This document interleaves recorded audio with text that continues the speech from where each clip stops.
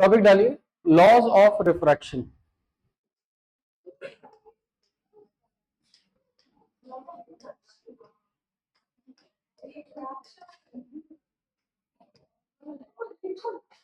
हल्ला मत करो तुम लोग। लिखिए लॉज ऑफ रिफ्रैक्शन, पहला लॉ लिखिए।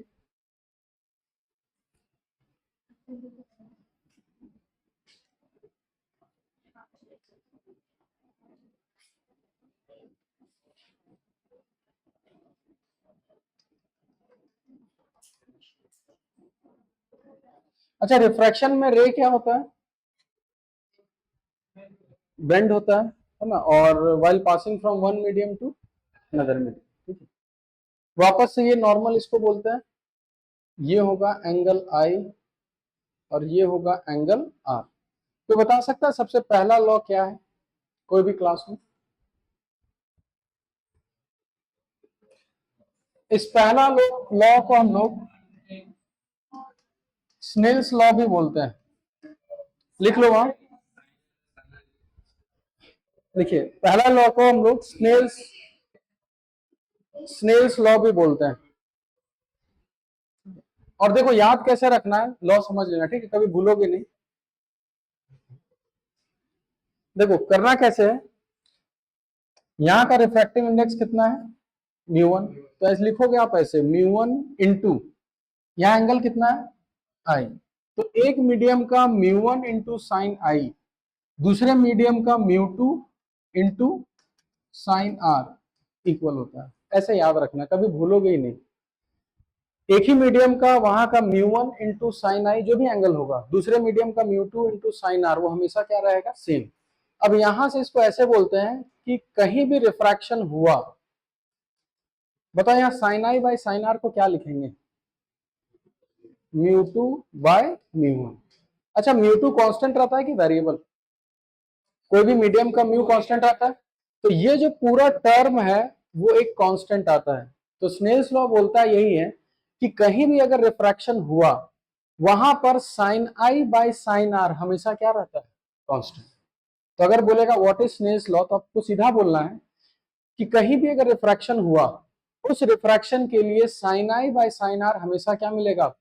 कांस्टेंट। पहले इसको नोट डाउन करो। और इस चैप्टर का 90% चीज यही है, आपको यही लिखना बस आना चाहिए।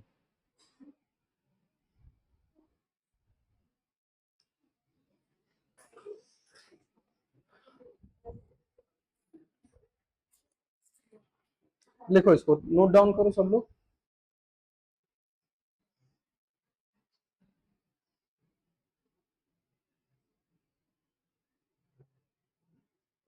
तुम लोग का टी शर्ट क्या हुआ? अच्छा, भूल गए पहनना। और तुम लोग का जी? ब्लू ब्लू ब्लू, गर्मी लगता है। अच्छा, कलर कलर मैच करना है। हम्म, हाँ, चलो लिख लिए सब लोग।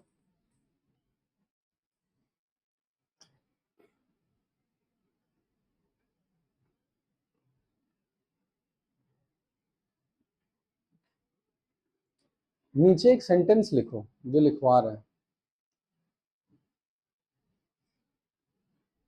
ठीक है, पहला लॉ ऐसे लिखना, पहला लॉ को क्या बोलते हैं? Snell's law. और उसके बाद ये आप लिख लेना, sine I by sine R क्या होता है? कांस्टेंट। और वहां एक लिखो जो लिखवा रहा है, for every refraction, for every refraction, for every refraction, sin I by sin R, sin I by sin R is always constant.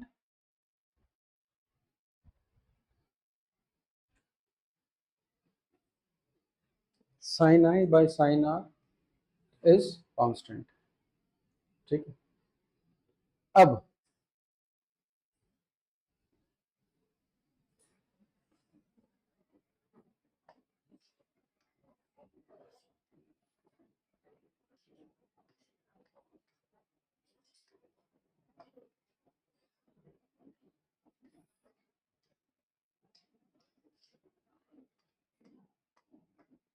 ये रेयर डेंसर पता है क्या होता है? क्या होता है रेयर डेंसर? देखो, कभी भी रिफ्रैक्शन होगा तो एक ही बार होगा। एक मतलब एक मीडियम से दो ही मीडियम में जाएगा। तो जिस मीडियम का म्यू कम होगा उसको हम लोग क्या बोलते हैं? रेयरर। और जिस मीडियम का म्यू ज्यादा होगा उसको हम लोग क्या बोलेंगे? डेंसर। ठीक है। और क्या आपको ये पता है कि अगर कोई लाइट रेयरर से होते हुए डेंसर जाता है तो किधर बेंड करता है? Towards front. ठीक है। और अगर डेंसर से रेयरर जाए तो अवे फ्रॉम द। तो इसको प्रूफ कर सकते हैं कि ऐसा होता क्यों है। ठीक है, रटने के लिए बहुत सही है। लेकिन फिजिक्स में हर चीज का एक प्रूफ रहता है।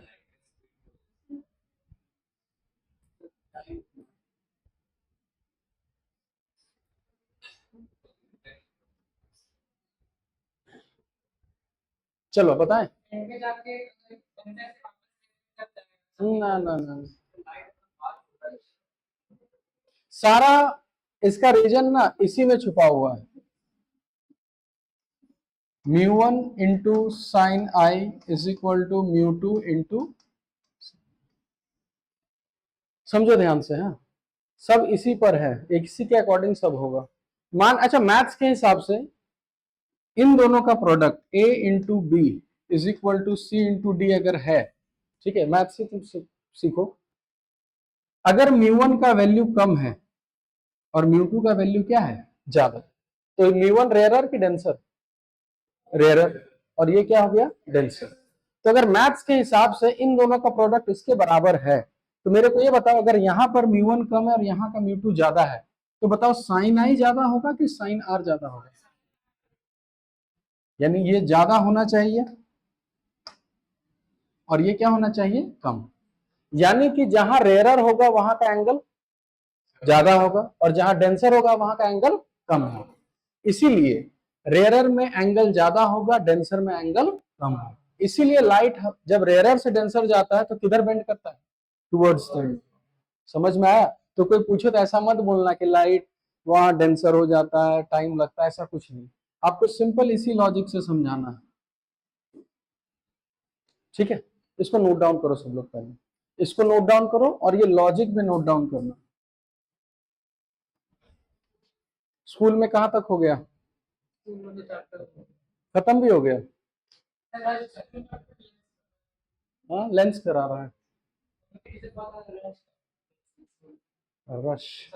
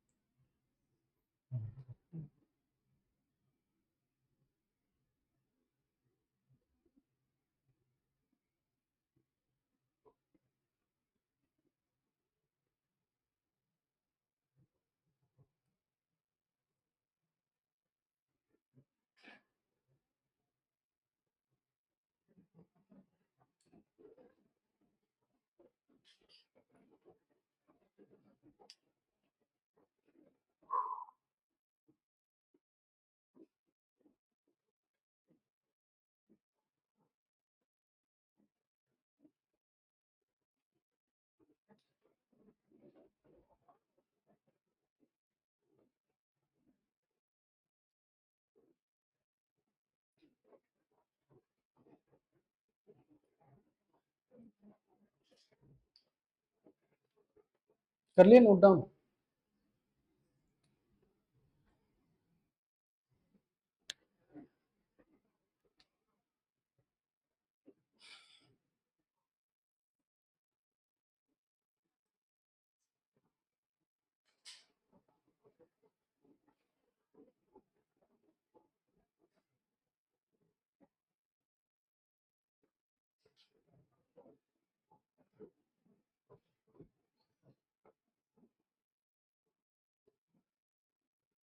चलो आगे बढ़े।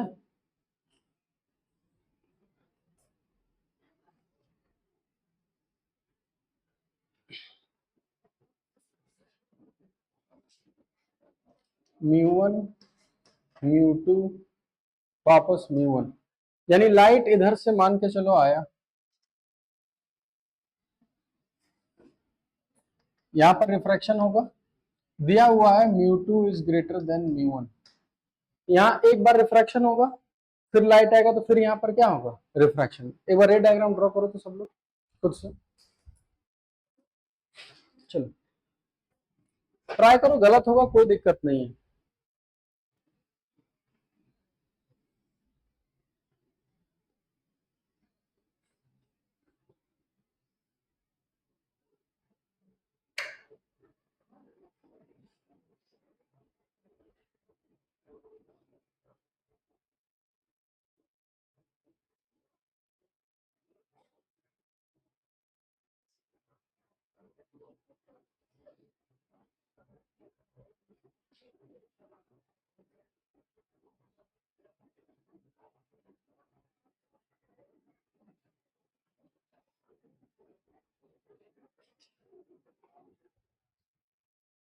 सब लोग ड्रॉ करिए। तो सबसे पहले यहां से लाइट किधर जाएगा, टुवर्ड्स द नॉर्मल, फिर यहां पर एक नॉर्मल ड्रॉ करेंगे, अब किधर बेंड करेगा, अभी फ्रॉम बेंड, ठीक है।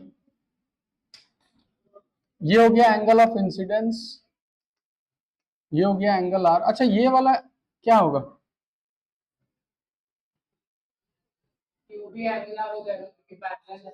ये भी एंगल कितना होगा, आर, क्योंकि ये नॉर्मल और ये नॉर्मल पैरेलल हो गया, तो ये लाइन, तो ये एंगल और ये एंगल क्या होगा, सेम। अब जो लास्ट में निकल जाता है उसको इमर्जेंट रे बोलते हैं, हमेशा याद रखना, पहले वाला हमेशा इंसिडेंट और लास्ट वाले को हमेशा क्या बोलते हैं, इमर्जेंट। अच्छा क्या ये आप लोग को पता है कि ये वाला रे और ये वाला रे दोनों पैरेलल होता है,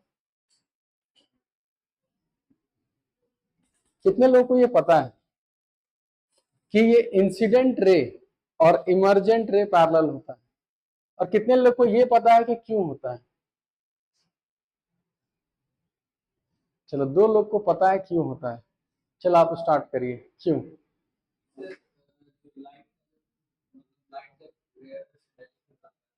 तो बेंड होता है, ठीक है, वो सबको पता है।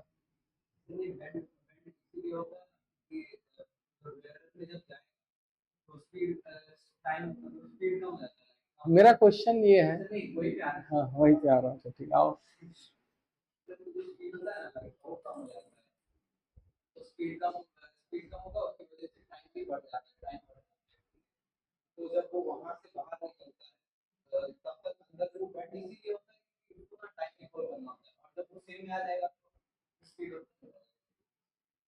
तुम बताओ, तो क्यों बराबर है भाई, हाँ ये दोनों तो बराबर है, हाँ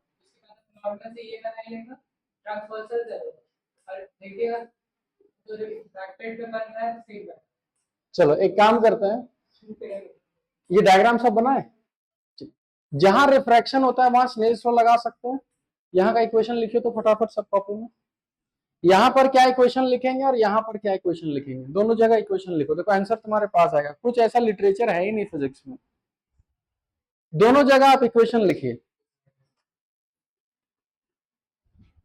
और इक्वेशन कैसे लिखना हम सिखा चुके हैं,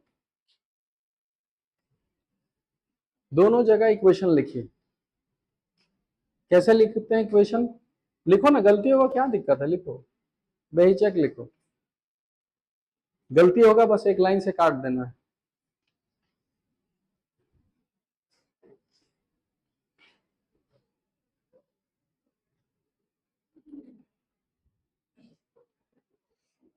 चलो देखो हम लिख के दिखाते हैं, यहां पर सबसे, इधर देखो सब लोग देख लो, इधर कैसे लिखते हैं इक्वेशन, इसके इस मीडियम में μ1 है और यहाँ एंगल कितना है I, तो लिखेंगे μ1 into sine I is equal to, इस मीडियम में μ2 है और एंगल कितना है R, तो लिखेंगे μ2 इंटू साइन आर। उसी तरीके से यहां पर जब लिखेंगे तो इस मीडियम में क्या लिखेंगे जल्दी बताओ, mu two into sine R is equal to, इस मीडियम में क्या लिखेंगे, mu one into sine E. ये हो गया पहला इक्वेशन और ये हो गया दूसरा इक्वेशन। अब खाली मैथ्स है। मैथ्स में अगर तुम ध्यान से देखोगे कि अगर ये इसके बराबर है और ये इसके बराबर है तो क्या बोल सकते हैं कि ये दोनों भी बराबर होगा, हाँ या ना। अगर mu one sine I mu two sine R के बराबर है और म्यू टू साइन आर इसके बराबर है तो ये दोनों भी क्या होना चाहिए, बराबर होना चाहिए। तो लिखेंगे from one and two mu one sine I is equal to mu one sine e. यहां से म्यू वन कैंसिल हो जाएगा, sine I is equal to sine e, इसका मतलब आई किसके बराबर है। अब यहां से हम प्रूव कर दिए कि ये जो एंगल आई है और ये एंगल ई है दोनों क्या है। तो जब हम इसको आगे ऐसे प्रोसीड करेंगे और ये आई और ई बराबर है तो हम बोल सकते हैं कि ये दोनों रेस जाएगा वो दोनों रेस कैसा होगा। और एक चीज ध्यान देना, पैरेलल तो है लेकिन साथ में देखो कि ये रे और ये रे हल्का सा कुछ डिस्प्लेस हो गया और इसी को हम लोग बोलते हैं क्या, लैटरल डिस्प्लेसमेंट। और क्लास 12th में जब आओगे तो ये लैटरल डिस्प्लेसमेंट कितना होता है ये भी निकालना जाता है। लेकिन अभी के लिए सिर्फ इतना पढ़ना है कि ये दोनों रेस पैरेलल होता है और ये दोनों रेस के बीच कुछ डिस्टेंस आ जाता है, उसी डिस्टेंस को हम लोग क्या बोलते हैं, लैटरल डिस्प्लेसमेंट। और ये दोनों रेस क्यों पैरेलल होता है, सिंपल सा, एक इक्वेशन यहां लिखे एक इक्वेशन यहां लिखे और यहां से प्रूफ कर दिए कि आई किसके बराबर है, ई के बराबर। ठीक है। अब तुम लोग इतने नादान हो कि कभी भी ये उतारे सब लोग, चलो इसको थोड़ा साइड में रख देते हैं।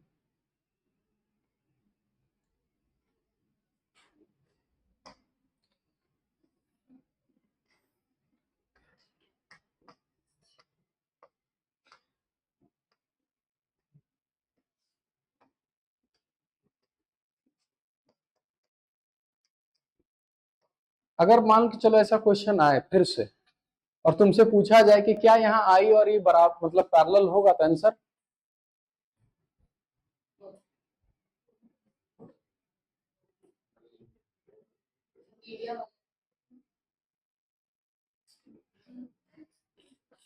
ये हम बता दिए।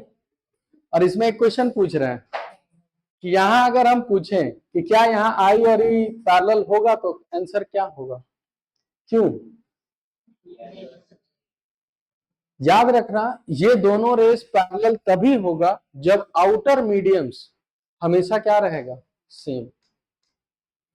यहाँ आउटर मीडियम सेम है कि अलग अलग है, अलग अलग। तो यहाँ I is not parallel to ई, कभी नहीं होगा इस केस में। पैरेलल होने के लिए हमेशा आउटर मीडियम्स क्या होना चाहिए, सेम। लिखिए वहां पर नोट में, i is parallel to e only when, i is parallel to e only when outer mediums are same।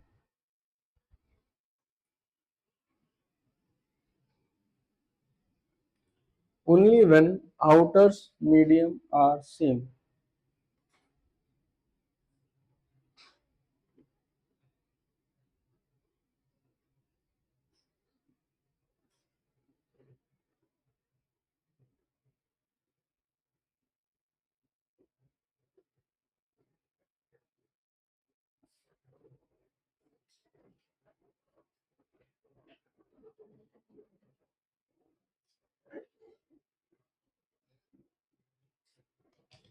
लिख लिए, क्वेश्चन लिखिए,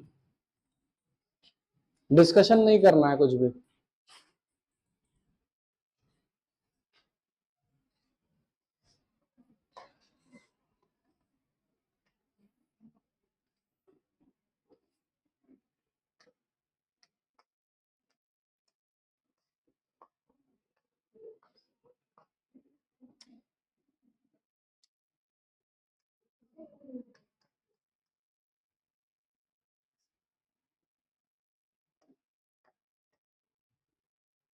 इस केस में बीच में कुछ भी हो, अपना रिफ्रैक्शन विफ्रैक्शन कुछ भी हो रहा हो, ठीक है।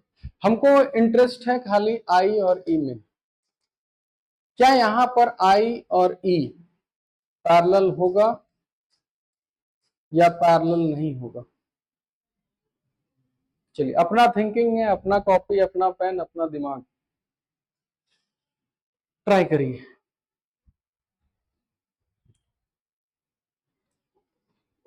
और तुम्हारे लगने से फिजिक्स होगा नहीं, तो आपके पास वैलिड प्रूफ होना चाहिए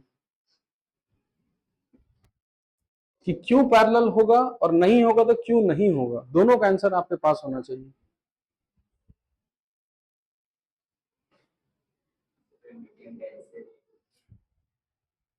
कौन सा? कुछ भी है, कोई डाटा गिवन नहीं।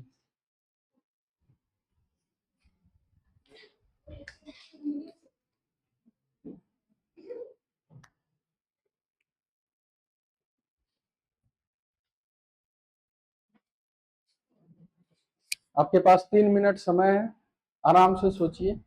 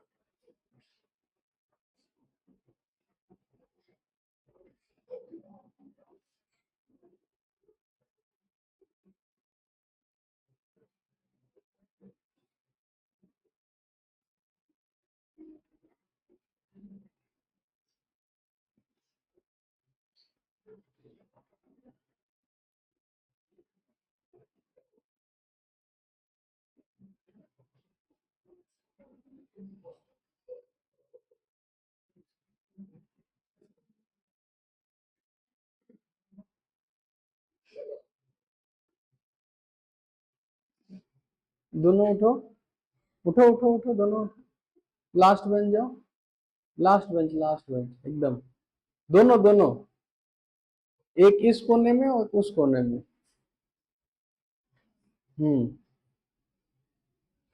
बैठ जाओ, चलो पढ़ाई करो अपना।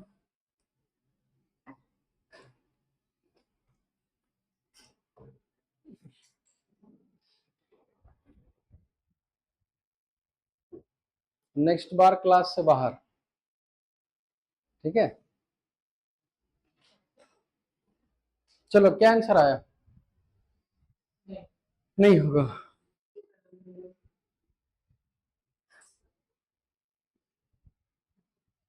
किसी को पूरा एग्जैक्ट पता हो क्यों होगा नहीं होगा? नहीं, देखो ध्यान से देखना है, लास्ट में एक बता देंगे, उससे याद रखना। अच्छा, म्यू2 डेंसर हो चाहे रेयर हो, कुछ भी हो, मान के चलते हैं यहाँ ऐसे, इसको ले लेते हैं थीटा 1, इसको थीटा 2। अच्छा, ये एंगल पक्का कितना होगा? थीटा 2, इसको मान लेते हैं थीटा 3, तो ये भी एंगल कितना होगा थीटा 3। ये अगर एंगल थीटा 4 हो गया तो ये भी एंगल कितना होगा थीटा 4। इसको फाइनली मान लेते हैं कितना थीटा 5। अगर हम ये प्रूफ कर दें कि थीटा 5 और थीटा 1 बराबर है तो दोनों क्या होगा पैरेलल होगा। ठीक है, चलिए ऊपर इक्वेशन क्या लिखेंगे जल्दी बताओ, यहाँ पर इक्वेशन जल्दी बताओ। μ1 sin theta 1 is equal to μ2 sin theta 2। यहाँ का हो गया, यहाँ का इक्वेशन लिखवा जल्दी। μ2 sin theta 2 is equal to μ3 sin theta 3। यहाँ का μ3 sin theta 3 is equal to μ4 sin theta 4। यहाँ का μ4 sin theta 4 is equal to μ1 sin theta 5। क्या मैथ के हिसाब से बोल सकते हैं कि अगर ये इसके बराबर है, ये इसके बराबर है, ये इसके बराबर है, ये इसके बराबर है, तो ये फाइनली इसके बराबर होगा। और अगर वो दोनों लास्ट में बराबर हुआ तो थीटा 1 और थीटा 5 बराबर होगा। और थीटा 1 और थीटा 5 बराबर होगा इसका मतलब दोनों रेस पैरेलल। यानी दोनों रेस पैरेलल होने का सिर्फ क्या कंडीशन होना चाहिए, बीच में कुछ भी हो जाए, बस बाहर वाला मीडियम क्या होना चाहिए सेम। अच्छा अगर ये μ1 ना हो के μ5 होता तो क्या ये दोनों कभी बराबर हो पाता? और नहीं बराबर तो होता है तो ये μ1 कैंसिल होता कि नहीं हो पाता। यहाँ देखो लास्ट में ये μ1 क्या हुआ था कैंसिल, तो अगर यहाँ μ1 के जगह कुछ और म्यू होता तो वो कैंसिल होता कभी। यानी पैरेलल होने के लिए सिर्फ क्या कंडीशन होना चाहिए, आउटर मीडियम्स हमेशा क्या होना चाहिए सेम। लिख लो वहां पर, ठीक है, ये सब चीज याद रखना। सिर्फ आउटर मीडियम सेम होना चाहिए, बाकी कुछ भी हो हमको कोई लेना देना नहीं, डेंसर हो रेयरर हो जो भी हो।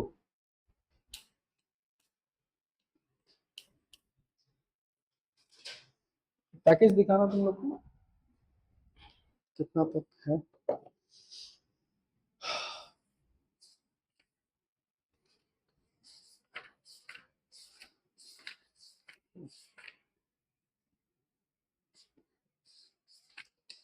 ज्यादा नहीं।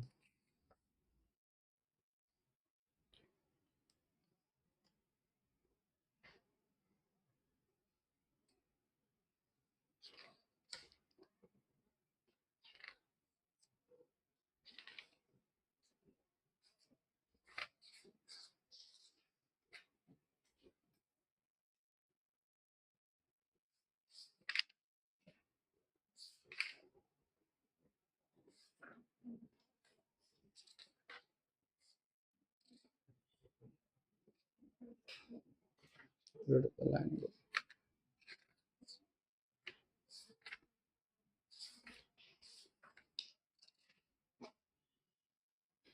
चलो ठीक है, नेक्स्ट लिखो रिफ्रैक्शन फ्रॉम कर्व सरफेस। लिखो लिखो रिफ्रैक्शन फ्रॉम कर्व सरफेस।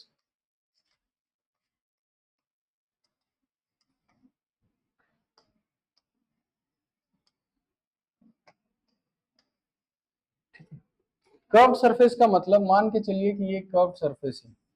अच्छा कोई भी कर्व सरफेस का सेंटर होगा कि नहीं होगा? अगर ये कर्व है तुम्हारा तो एक याद है हम लोग कर्व मिरर पढ़े थे, तो उसमें कौन कौन सा मिरर था, कनकेव और कन्वेक्स। तो याद है कनकेव या कन्वेक्स कुछ भी होता था उसका एक सेंटर होता था, तो मान के चलिए इसका सेंटर यहाँ पर है।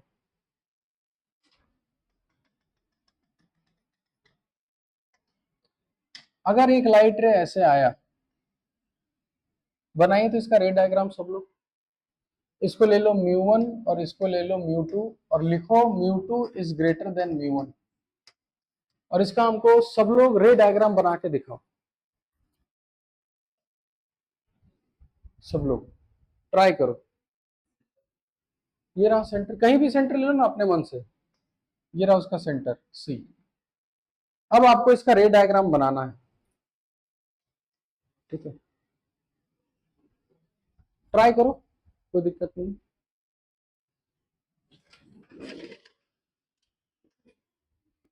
अगर सब अपने आएंगे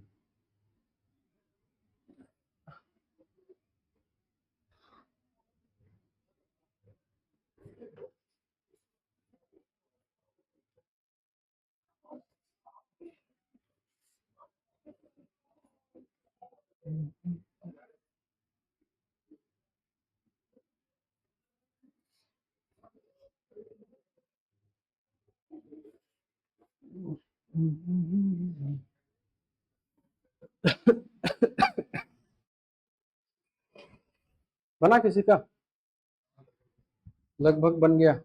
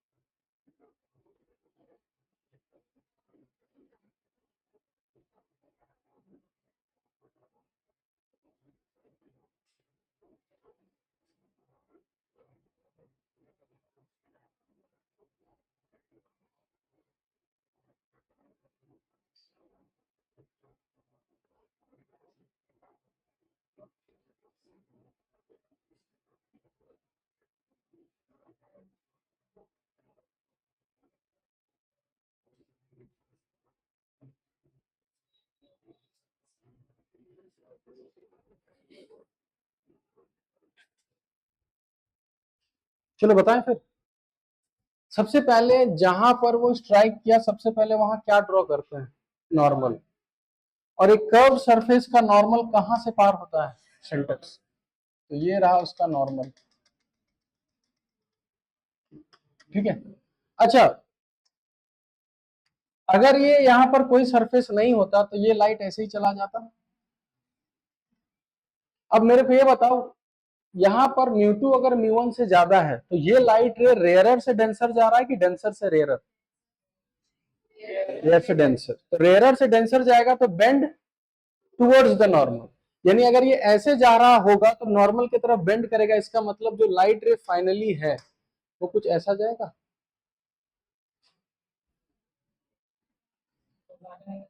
कोई बात नहीं, ज्यादा करो कम करो, लेकिन अब ऐसे मत करना कि इधर से पार करवा देना। सबको क्लियर समझ में आया? अच्छा, अगर यहीं पर अगर डेंसर से रेयरर होता तो इधर आता कि ऊपर चला जाता? ऊपर चला जाता। ठीक है। इसी क्वेश्चन को देखते हुए पैकेज निकालो सब लोग। एक क्वेश्चन है इसी के ऊपर बेस्ड। ऐसे तो बहुत सारा क्वेश्चन है।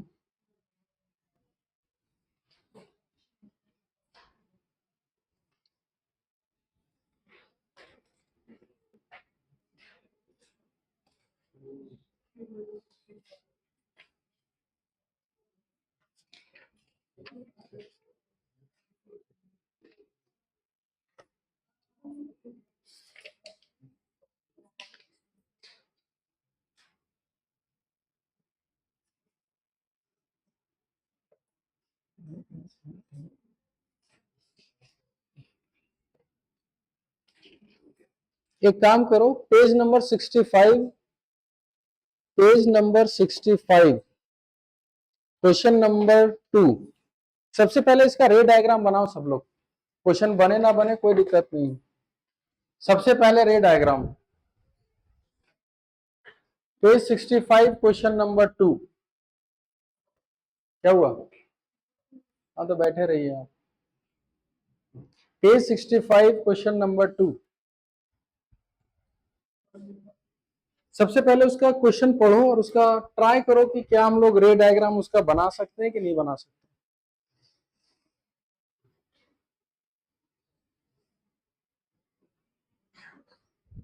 उसके बाद उसको सॉल्व करेंगे हम लोग।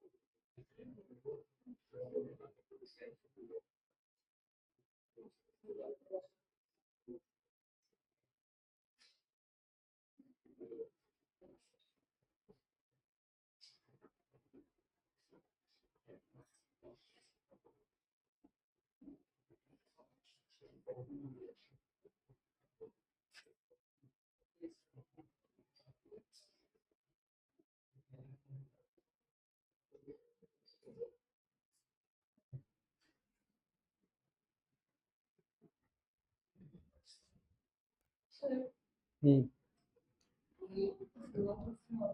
अच्छा, वहां पर एक ही बार रिफ्रैक्शन होगा कि दो बार होगा? दो बार होगा। और वो क्वेश्चन में कैसे बोला है कि एक ऐसा सरफेस है, एक सेंटर है,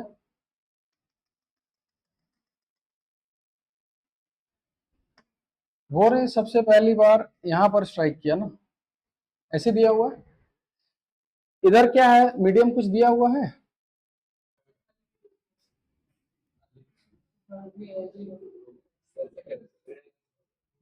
लिख लो वहां पे एयर होना चाहिए, बिना एयर का वो होगा ही नहीं।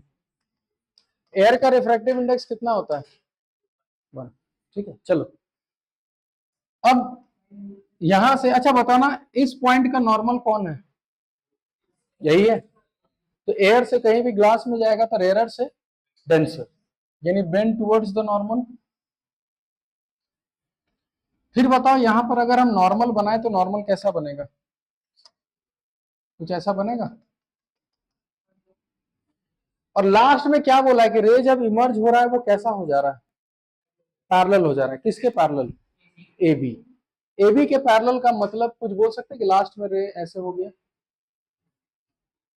ये सबको समझ में आया? सबसे पहले रे डायग्राम इधर से एंटर किया, ऐसे जाता है तो बेंड टुवर्ड्स द नॉर्मल, फिर इधर गया, वापस निकला, तो वहां क्वेश्चन में दे रखा है कि लास्ट में जो रे निकल रहा है वो इस लाइन के कैसे है?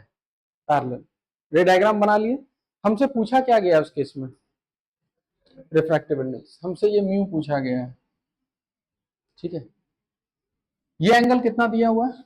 60 डिग्री। इस एंगल को अपने मन से कितना मान लेता है? थीटा। तो मेरे को ये बताओ, अगर ये थीटा होगा तो ये एंगल कितना होगा? मैथ्स।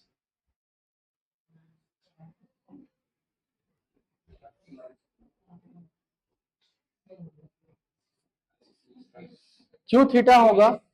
इस ट्रायंगल में ये भी रेडियस और ये भी रेडियस, तो ये ट्रायंगल कौन सा ट्रायंगल हुआ? आइसोसेलेस। और अगर ट्रायंगल आइसोसेलेस है तो दोनों थीटा क्या रहेगा? सेम। ठीक है, ये एंगल मान लेते हैं कि ई है। लगाओ इक्वेशन, लगाओ हर जगह। सबसे पहले ई निकाल के देखो।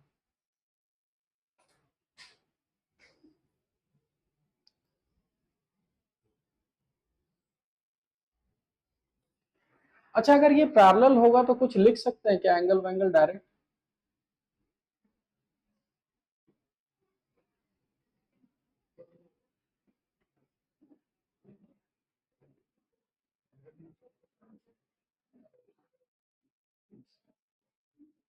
सबसे पहले वो ई निकालो तो कितना है? लगा। यहाँ रिफ्रैक्शन कितने जगह हो रहा है? दो जगह। दोनों जगह स्नेल्स लॉ लगाओ सबसे पहले। दोनों जगह स्नेल्स लॉ लगाओ।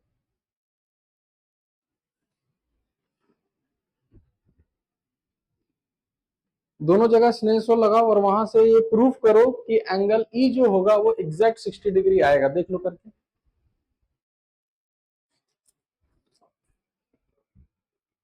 दोनों जगह स्नेल्स लॉ लगाओ और जल्दी निकालो कि वो जो ई है वो 60 डिग्री होगा। स्नेल्स लॉ लगाना सीखो जल्दी जल्दी स्नेल्स लॉ।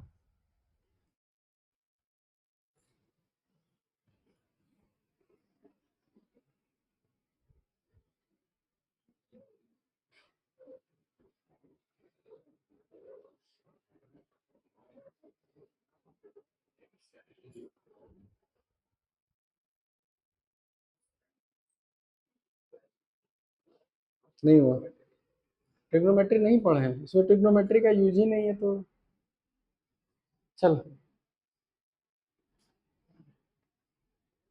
चलो सबसे पहले यहां लिखवाओ तो इक्वेशन जल्दी। एयर का म्यू कितना होता है 1, तो 1 into sine 60 is equal to यहां का कितना है म्यू इंटू साइन कितना थीटा। यहां पर इक्वेशन लिखाओ जल्दी, क्या लिखोगे? Mu into sine theta is equal to, फिर बाहर निकल गया तो वहां कितना हो गया 1 इंटू साइन ई। ये इसके बराबर, ये इसके बराबर, इसका मतलब 1 into sine 60 is equal to 1 into sine e. तो यहां से ई का वैल्यू कितना आ गया? यहां तक सबको समझ में आया पहले कि ये वाला जो एंगल है, अब ये प्रूफ हो गया कि ये एंगल कितना है 60 डिग्री। अब मेरे को ये बताओ कि अगर ये 60 डिग्री है तो ये वाला एंगल कितना होगा? तुम लोग का मैथ्स 60 है ना पक्का? ये लाइन पैरेलल है, तो ये इस एंगल से 60 बना रहा है, तो ये भी कितना होगा 60। अब अगर ये 60 है तो ये कितना 120। अब मेरे को बताओ कि अगर ये 120 है और ये दोनों थीटा थीटा है, तो अब ये इस एंगल को कितना बोल सकते हैं?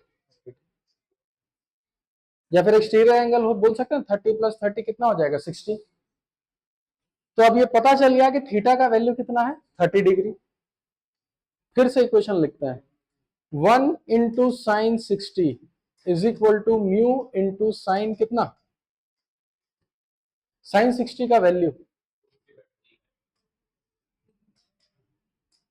और साइन 60 का वैल्यू, तो यहां से म्यू का वैल्यू कितना आ गया?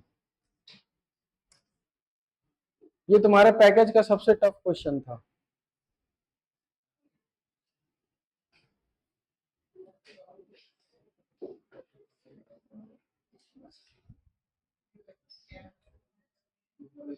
इतने देर में इतना समझ में आ गया होगा कि स्नेल्स लॉ लिखना आना चाहिए। सबसे पहले जहां रिफ्रैक्शन हुआ वहां क्या लिखना है स्नेल्स लॉ। थोड़ा सा मैथ्स आना चाहिए कि एंगल वैंगल पता होना चाहिए, कहाँ सेम है कहाँ ये है, ठीक है। इसीलिए इस चैप्टर को कभी कभी ज्योमेट्रिकल ऑप्टिक्स भी बोलते हैं, क्योंकि इस पूरे चैप्टर में ज्योमेट्री का यूज बहुत ज्यादा है।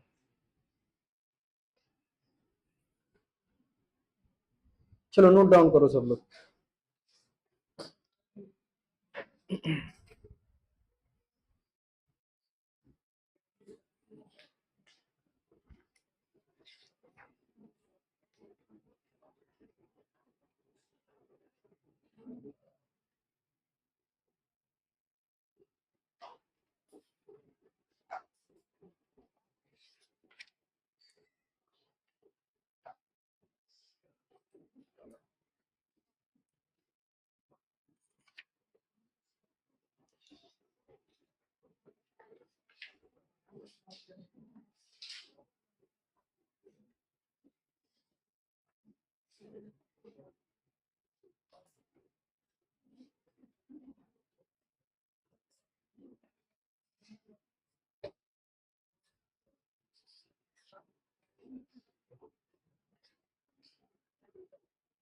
एक ओलंपियाड लेवल का क्वेश्चन लिखो, क्वेश्चन हम बना देते हैं, ठीक है। ये नोट डाउन कर लिए सब लोग?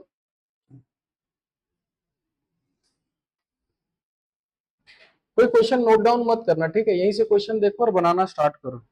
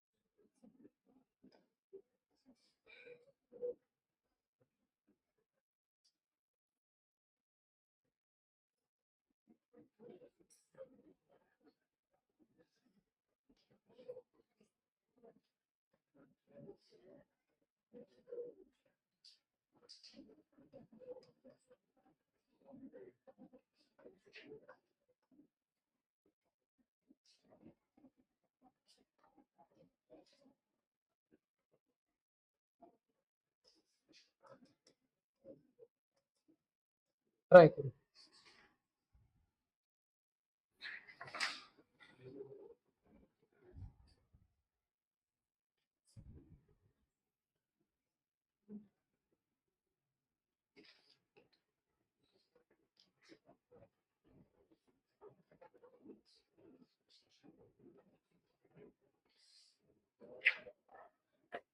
सारा एंगल का खेल है।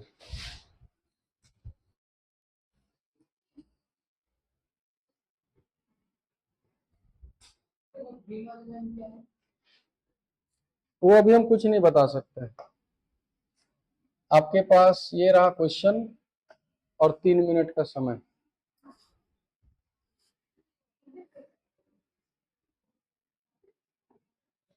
कोई डिस्कशन नहीं खुद से, क्योंकि वहां एग्जाम के समय हम नहीं रहेंगे। तो अभी जो भी समझ में आए आप लोग बनाओ।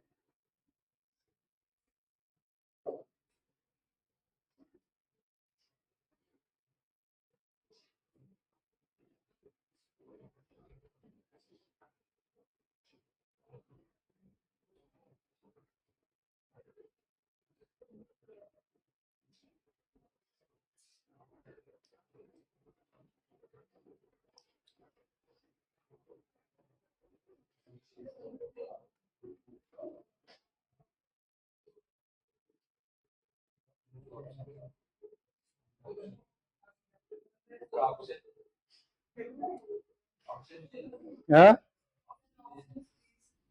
ऑप्शन नहीं, अपना अपना आंसर बताइए। हम सबका आंसर नोट डाउन करेंगे। √2 आ रहा है तुम्हारा। और √3 बाय, बोलो बोलो, हंसना बाद में, पहले आंसर बोलो। √3 बाय √2 मतलब √3/2। और अच्छा, नॉर्मल वाला 2, ठीक है। और सिर्फ √3। और इसके अलावा और कोई आंसर आ रहा है तो बताओ।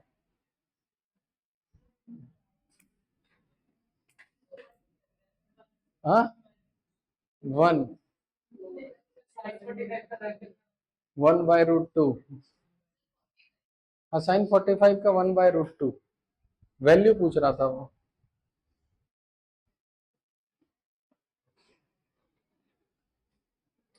जिसको सिर्फ बेसिक भी आता है ना, वो भी बना लोगे। 1/√3।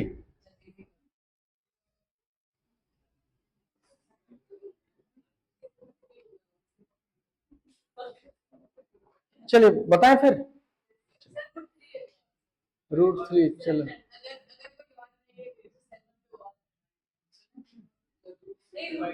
हाँ, √6/2, √6/2 अंदर 2, सही है ना। चलो तो बनाए फिर। तो स्नेल्स लॉ लगाने के लिए हमको चाहिए μ1 इंटू साइन। हाँ, देख लेते हैं, हमको आंसर थोड़ी याद है ना। ना, इधर देखो, मेरे को ये बताओ, एंगल आई किस में मेजर करते हैं, कौन कौन से रे से मेजर करते हैं? नॉर्मल और इंसिडेंट एंगल से। यहाँ नॉर्मल कौन है? ये व्हाइट वाला लाइन, समझो तो पहले, ये व्हाइट वाला लाइन नॉर्मल है और ये इंसिडेंट रे। इसका मतलब जो एंगल ऑफ इंसिडेंस है वो सिर्फ इतना ही है। क्या 60 डिग्री एंगल ऑफ इंसिडेंस है क्या? नहीं। ठीक है, दूसरे में आते हैं। एंगल ऑफ रिफ्रैक्शन किससे होता है? रिफ्रैक्टेड और नॉर्मल, यानी कि 30 डिग्री जो है ये पक्का एंगल आ रहा है। अब हमको ये वाला एंगल, अब ये वाला एंगल हमको किसी भी तरह निकालना है, तो उसके लिए थोड़ा सा कॉमन सेंस लगाना है। ये टोटल एंगल कितना दिया हुआ है? 45। 45 और ये कितना है? तो मेरे को ये बताओ, ये वाला एंगल कितना होना चाहिए? 15। अब अगर ये 15 है व्हाइट और ग्रीन लाइन में, तो व्हाइट और ग्रीन लाइन में ये एंगल कितना होगा? तो अगर ये 15 है, ये 60 है, तो एंगल आई कितना होना चाहिए? 45। अब हमको सीधा स्नेल्स लॉ लगाना है। स्नेल्स लॉ बोलता ये है कि यहां का μ1 into sine 45 is equal to इधर का म्यू इंटू साइन आर, और आर का वैल्यू यहां कितना है? Sign 45 sign 30।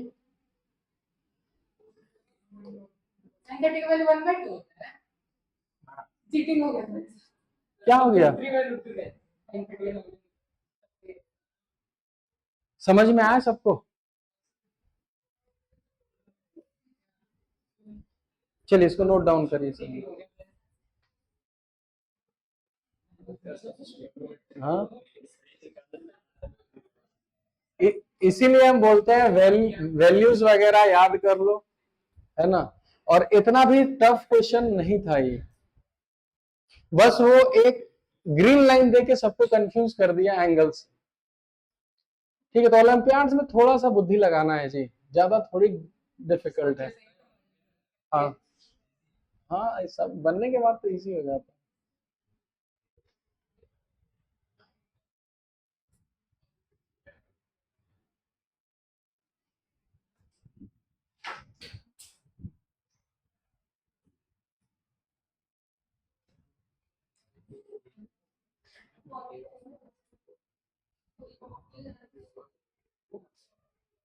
चलिए एक और क्वेश्चन लिखिए जल्दी, कोई डिस्कशन नहीं, 1 ही मिनट का समय देंगे, ठीक है।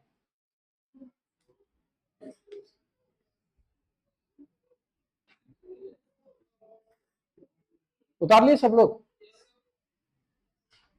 लिखिए कोई, और देखो जो डिस्कस करेगा वो गेम से बाहर है ना। क्वेश्चन लिखिए, find the angle, find the angle of deviation, find the angle of deviation, या find the angle by which, जैसे लिखो, find the angle by which ray is deviated, find the angle by which ray is deviated.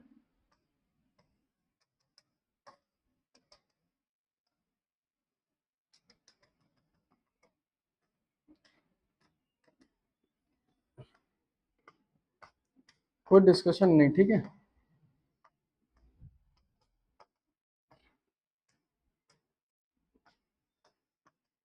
और अपना answer सिर्फ copy में लिख के छोड़ देना है, हम वोटिंग करवा लेंगे। Find the angle by which ray is deviated, चिल्लाना भी नहीं है, आंसर आ जाए तो।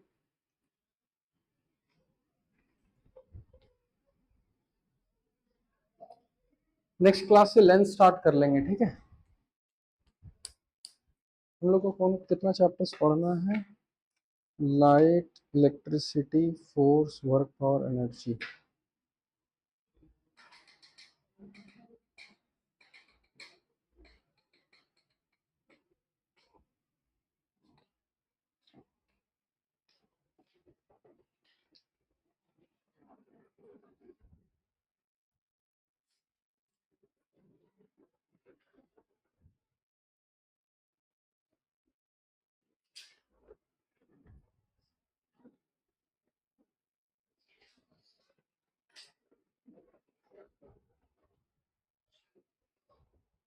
आजू बाजू कहीं नहीं झांकना है, कुछ नहीं करना है।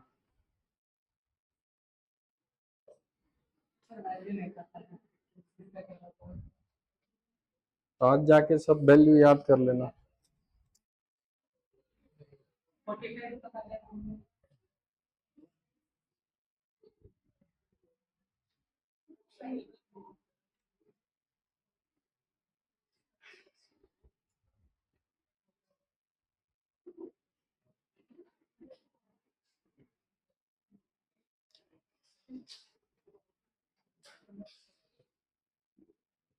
चलिए, सबका आंसर आ गया?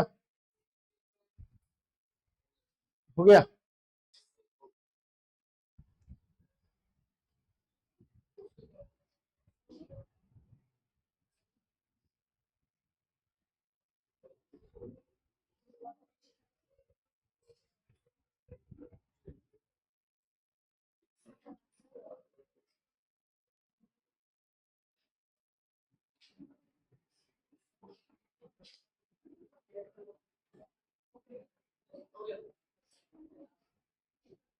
हो गया? चलिए, कितने लोग का आंसर है 0 डिग्री? कोई नहीं। 15 डिग्री? 1 2 3 लोग का आंसर 15 डिग्री है। 30 डिग्री? 1 2 3 4 5 6 7 8। 45 डिग्री? अब बाकी लोग?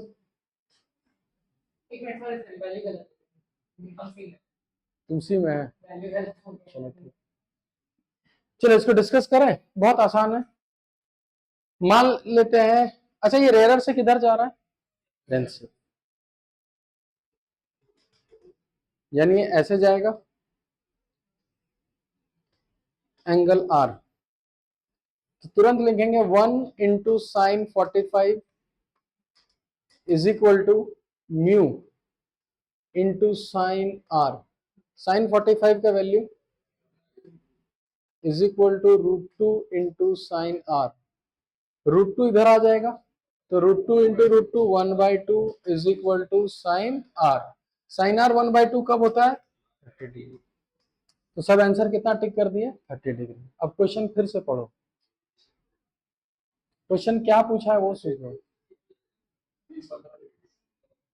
उसमें आपसे एंगल आर पूछा ही नहीं है, आपसे ये पूछा है कि रे कितना डेविएट किया।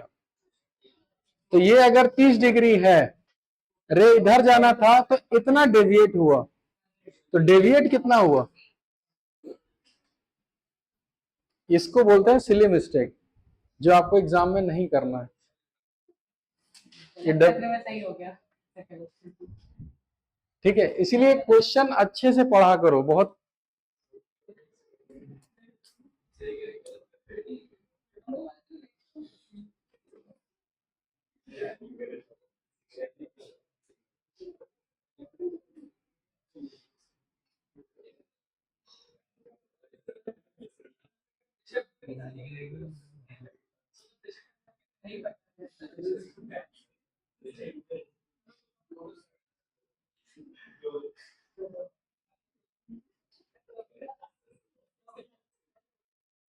चलो नेक्स्ट लिखो, image formation. Image formation topic डालो, इमेज फॉर्मेशन। अच्छा, इमेज बनाने के लिए क्या करना होता है? इमेज कब बनता है? दो कौन सा रे, यहाँ रिफ्रैक्शन हो रहा है कि रिफ्लेक्शन? रिफ्रैक्शन। तो दो रिफ्रैक्टेड रे जहां मीट करेगा वहां क्या बनेगा? इमेज।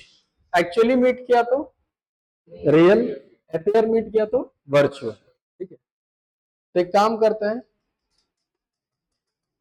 ये रहा μ1 μ2 और दिया हुआ है μ2 इज ग्रेटर देन μ1। ये रहा ऑब्जेक्ट। बताइए इसका इमेज कहां बनेगा? जल्दी कॉपी में।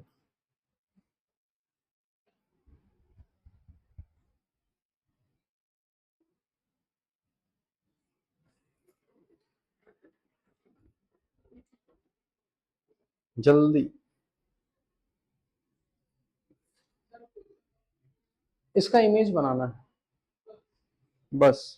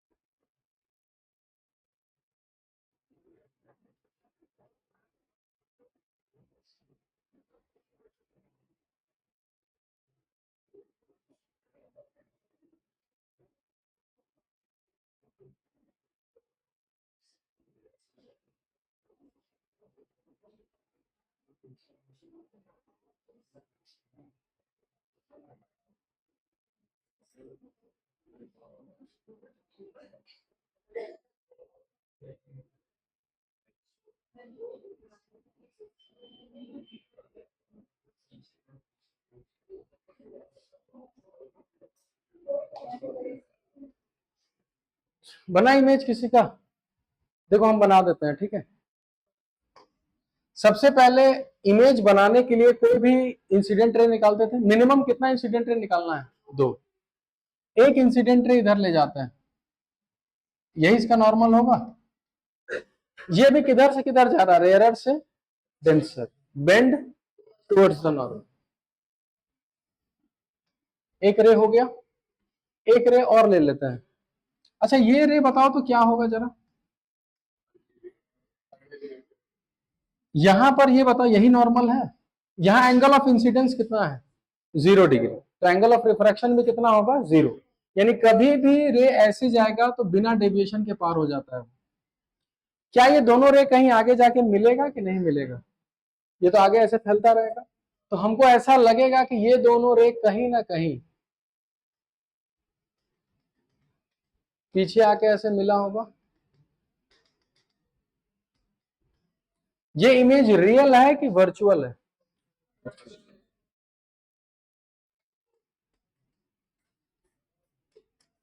उतारो सर। बहुत आसान चीज है, रे निकाल दो, रिफ्रैक्ट करवा दो। मिला तो ठीक है, नहीं मिला तो एक्सटेंड कर दो। चलो फटाफट करो। बोलो बोलो। क्या क्या क्या? नेक्स्ट क्वेश्चन ले ले, इसको डेंसर बना ले, इसको रेयरर बना ले, फिर से बना जल्दी। हाँ अब तू बता। हाँ ये दोनों इंसिडेंट रे था, ये रिफ्रैक्टेड रे गया, आगे कहीं नहीं मिलेगा, इसलिए हम लोग उसको पीछे ले आए तो यहाँ मिला। कौन वाला? ये वाला। इसको भी तो पीछे लाना होगा ना। एक काम करो, नेक्स्ट डायग्राम में जस्ट इंटरचेंज कर लो इसको, और देखो इस बार कहां बन रहा है। इस बार इमेज आगे ही बन जाएगा थोड़ा सा।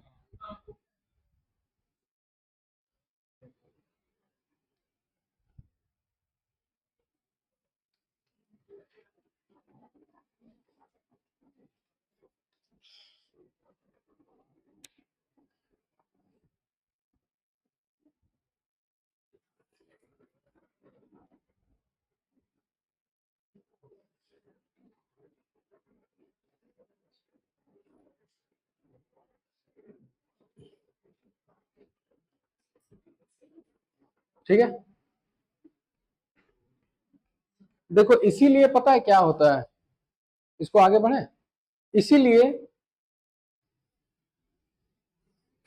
इधर देखो, अगर ये वाटर है और ये एयर है, अगर कोई मछली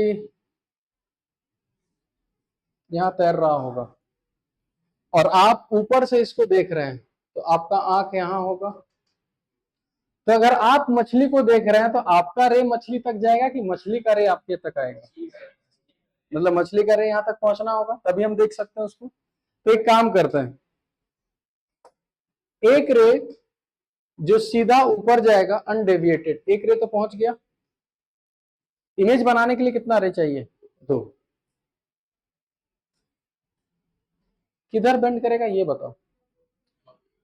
ये डेंसर से किधर जा रहा है, रेयरर गया। ये दोनों रे ऊपर मिलेगा कि नीचे ही मिलेगा, नीचे।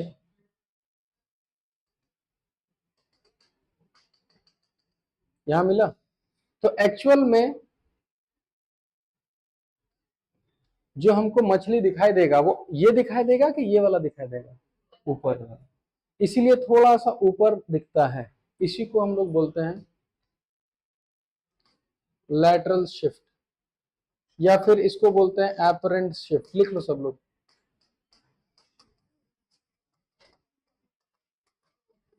यानी पानी में जो भी मछली दिखता है वो एक्चुअल में वहां होता है कि उसके थोड़ा नीचे होता है।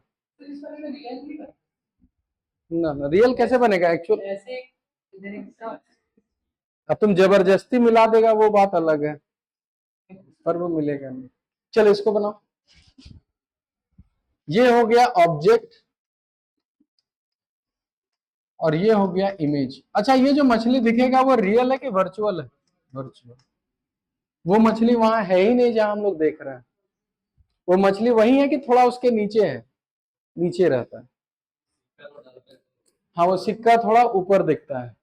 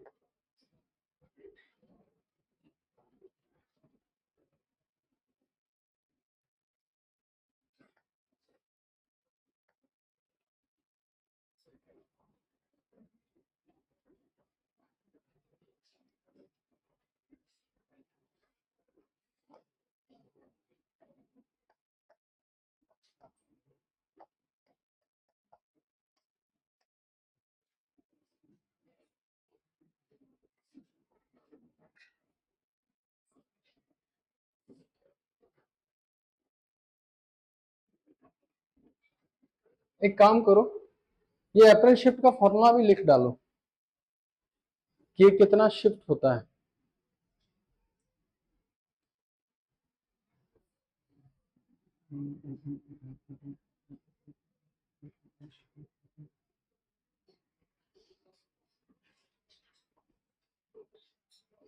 अगर इधर देखो, अगर ये हाइट h है,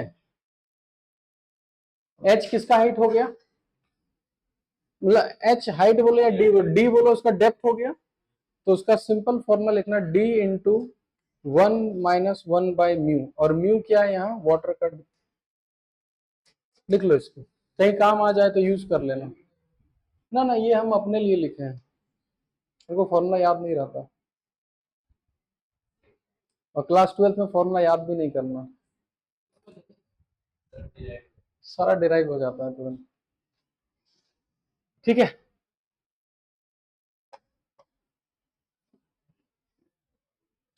अच्छा, ये किसका फॉर्मूला है,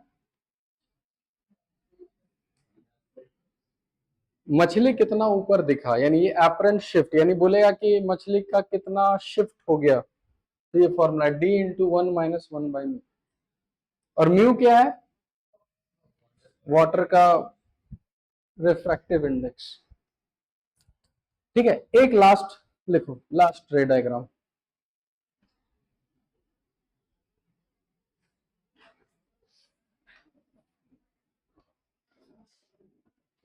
इसको बोलते हैं ग्लास स्लैब। ठीक है,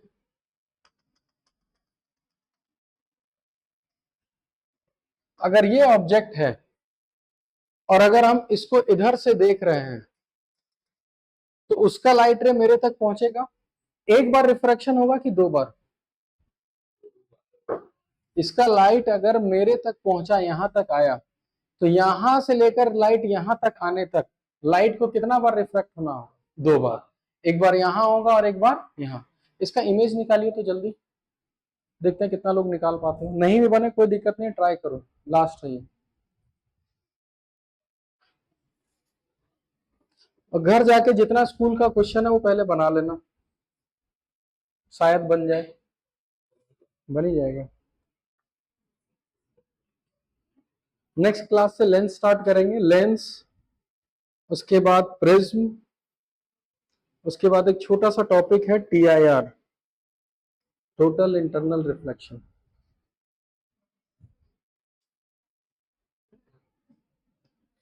ये एयर, ये ग्लास, ये एयर।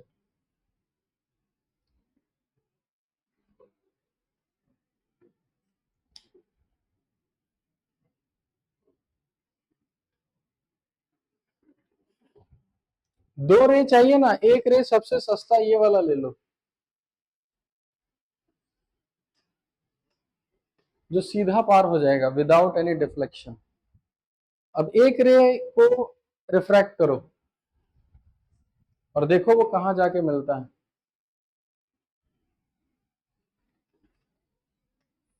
देखो इधर देखो तुरंत, ये पहला रे कहां से कहां जा रहा है? रेयर से denser, bend towards the normal, फिर जा रहा है डेंसर से rarer, bend away from the normal. अच्छा, क्या बोल सकते हैं कि ये रे और ये रे पैरेलल होगा? जल्दी, आउटर मीडियम सेम है। अब ये हो गया रिफ्रैक्टेड रे, ये भी हो गया रिफ्रैक्टेड रे, क्या ये दोनों कहीं जाके मीट करेगा? नहीं। तो हम इसको पीछे ले आते हैं।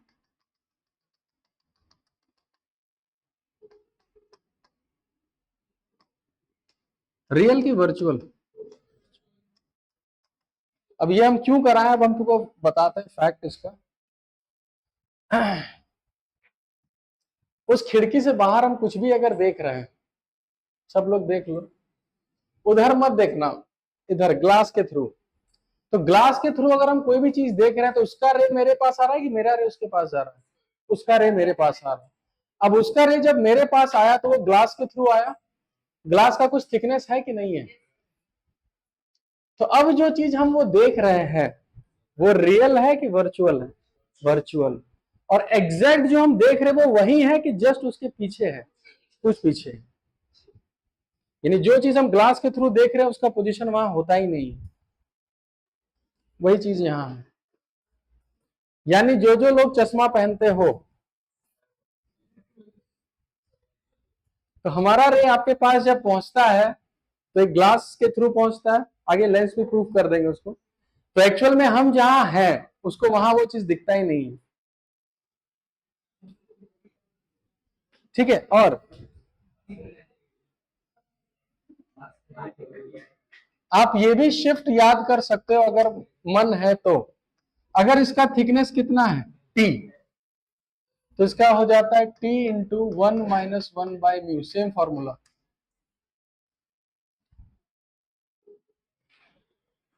फॉर्मूला सेम है, वहां T की जगह क्या था मछली वाला केस में? D था, ठीक है। और D वहां क्या था? डेप्थ। यहां D की जगह क्या है? T, और T यहां क्या है? थिकनेस है, ठीक है। इतना काफी है तुम लोग के लिए, 10th के लिए, ठीक है। बाकी स्कूल लेवल का सारा क्वेश्चन बन जाएगा, ये गारंटी है। बुक में दिया है? अगर दिया है तो फिर बढ़िया है। किसमें दिया है तुम लोग का?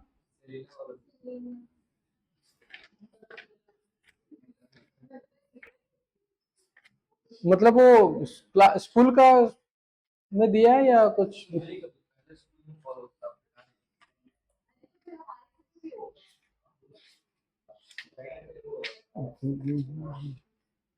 देख लेते हैं, अगर होगा तो फॉर्मूला लिखा देते हैं। इसमें तो दिया ही नहीं है।